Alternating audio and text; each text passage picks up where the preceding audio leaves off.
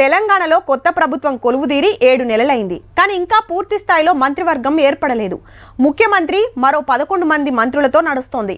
Parliament ఎన్నికలను దృష్టిలో పెట్టుకొని కేబినెట్ విస్తరణ జరగలేదు. గత వారం 10 రోజులుగా ఇదే అంశంపై విస్తృతంగా చర్చ నడిచింది. కానీ ఇప్పుడు వాయిదా పడింది. కొత్త మంత్రులు అయిదాం అనుకున్న వాళ్ళకి ఆషాఢం వెళ్ళేదాకా అదృష్టం లేనట్టే.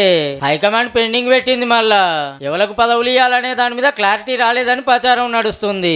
అవసరమైతే మళ్ళోపారి అందరితో మాట్లాడినాకనే డిసైడ్ చేద్దాం అనుకుంటుండ్రట పార్టీ పెద్దలు. కానీ శనారం సంద ఆషాఢం, మంచి ముహూర్తాలు ఉండయి, కొత్త కార్యాలు చేయరు. నెల రోజులు ఆగినాక శ్రావణ మాసం వస్తేనే కొత్త మంత్రుల ప్రమాణ స్వీకారాలు. ఇదే ముచ్చట ముఖ్యమంత్రి సార్ కాడ ఎల్లబెడితే వాళ్ళ పరిశీలనలో ఉంది.